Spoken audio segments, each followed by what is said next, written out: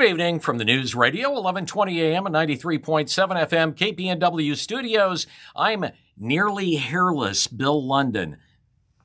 Yeah, Rick looks like Johnny Bravo, and I kind of look like Egghead from the old 1960s Batman show. Anyway, I do the wake-up call, 6 a.m. to 9 on KPNW here in Eugene, Oregon, streaming on live at kpnw.com.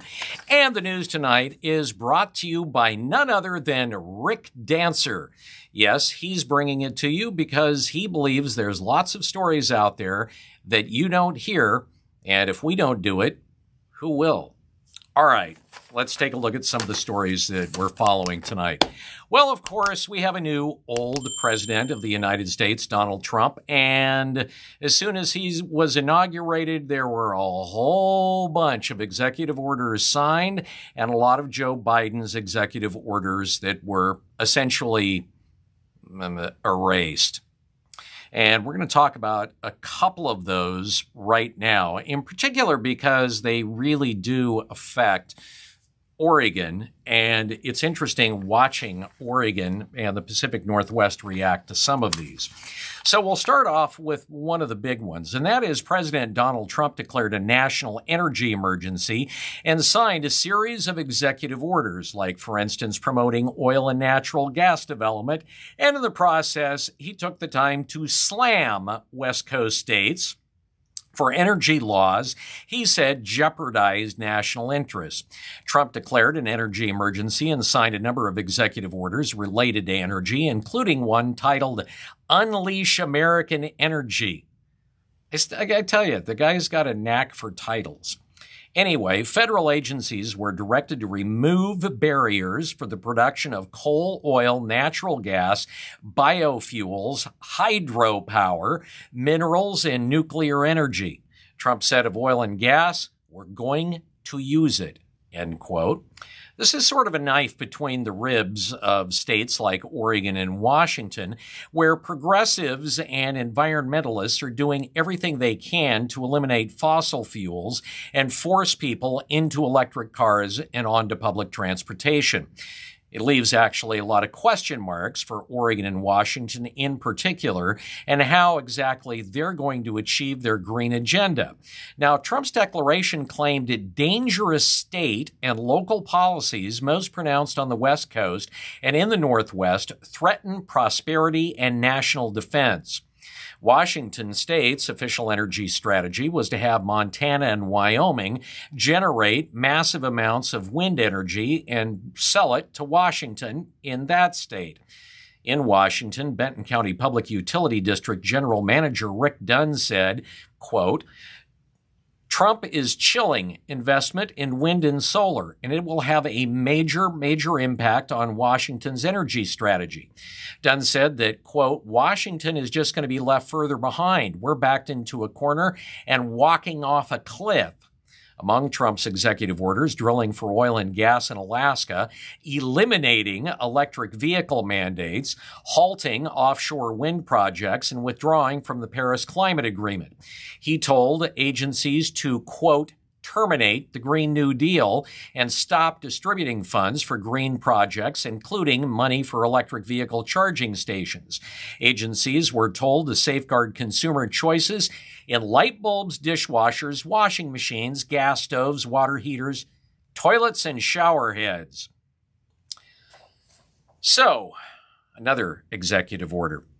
Oregon's new Attorney General has joined counterparts in several other states challenging President Trump's executive order ending birthright citizenship for children of undocumented aliens. Attorney General Dan Rayfield of Oregon calls it, quote, "an attempt to sidestep the 14th Amendment and a clear violation to the U.S. Constitution." He went on to say in his statement, the order would break decades of established law that keeps kids healthy and safe. Attorneys General in Washington, Arizona, and Illinois, along with Oregon, are among those filing lawsuits against the president's Day One order. The lawsuit was filed in the U.S. District Court for the Western District of Washington, and it seeks to invalidate the executive order and rejoin any actions to implement it. And of course, there is the president's deportation order.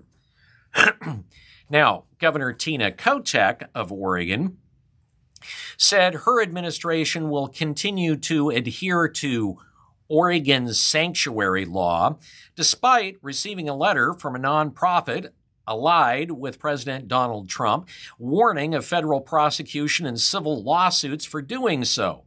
Kotek said in a statement, "I stand by Oregonians' state-guaranteed protections and civil liberties."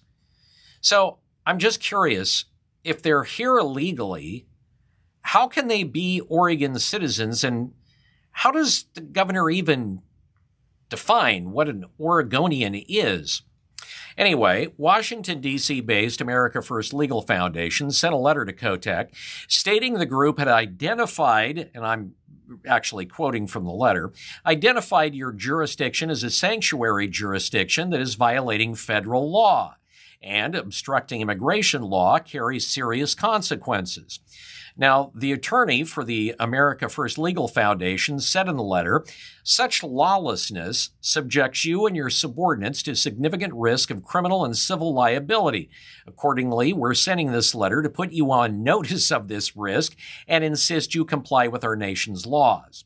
Now, Oregon's sanctuary law actually prohibits government workers in Oregon, including police, from cooperating with federal officials on immigration enforcement. Kotek didn't respond to the letter. President Trump has already pledged the largest deportation in American history. The group sent out about 250 of these letters to state and local governments it identified as sanctuary jurisdictions. Now, as part of that, as the Trump administration is poised to crack down on illegals, the Oregon Department of Administrative Services is conducting mandatory staff training sessions for all the state of Oregon employees that instructs them not to cooperate with immigration's custom enforcement. The trainings cover Oregon's sanctuary laws, which prohibit state and local law enforcement and government employees from assisting federal immigration officials with immigration enforcement. The Oregon Department of Justice says, I'll quote them, "The Sanctuary Promise Act," that's Oregon's sanctuary law, "requires all requests made by federal agencies to state and local law enforcement and government agencies regarding immigration enforcement to be documented, reported, and denied." That could be interesting. Then, of course, we had President Trump and his pardons. Now, a federal jury in the District of Columbia was set to start deliberating this last Tuesday morning, after Bend, Oregon resident Jared Lane Wise's 9-day trial wrapped up last week on civil disorder and 5 other charges in the January 6th event at the U.S. Capitol.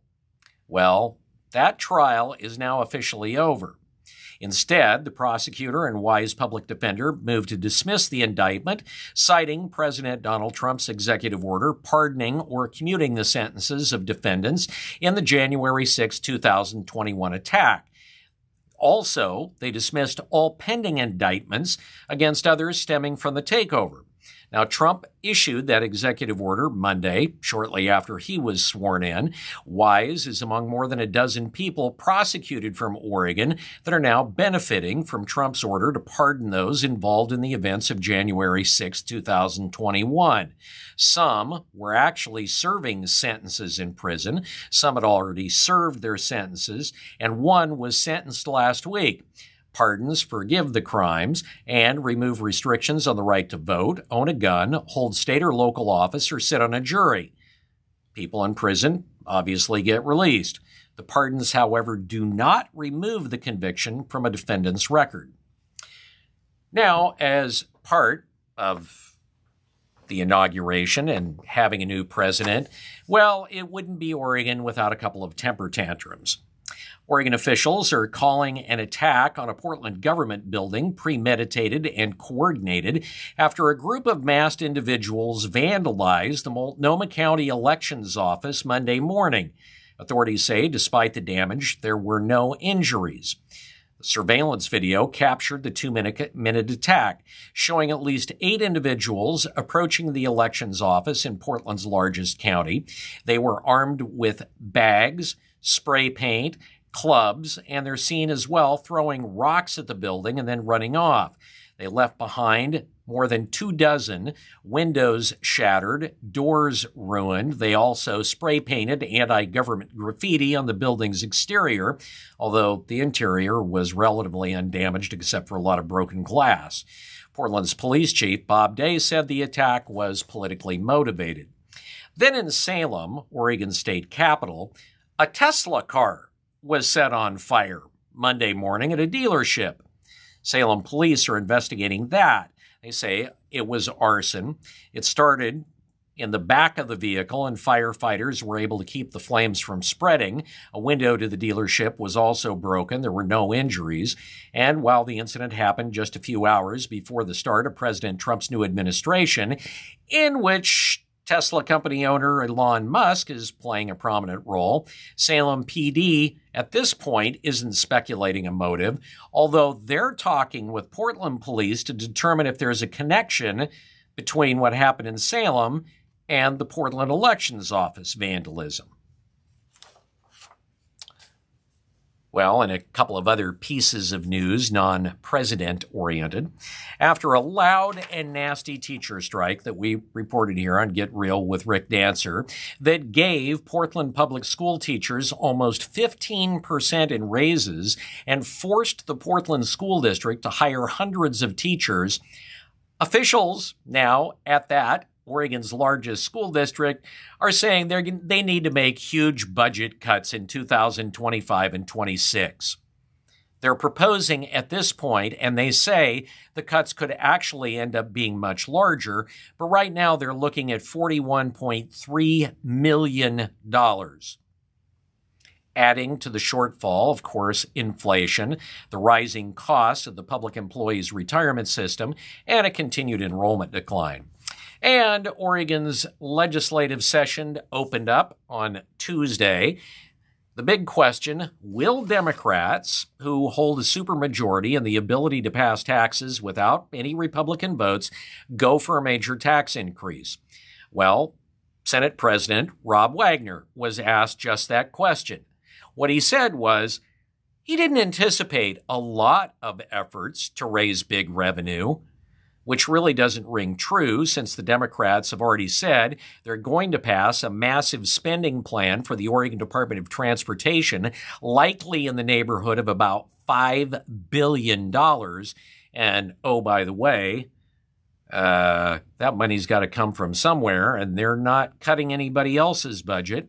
Nor did Wagner comment on a referral bill that's already in committee to take away Oregon taxpayers' kicker refund, nor was he asked directly about a Democratic bill, now in committee, to create a statewide property tax on top of county property taxes, on top of income taxes, and on top of various city taxes. House Speaker Democrat Julie Fahey was asked the same question, and she wouldn't answer yes or no. She said, "We have to work together." This look at the news brought to you by Rick Dancer, also known as the Johnny Bravo of broadcasting. All right, Rick, it's time for you to roll out a big old industrial-sized can of real.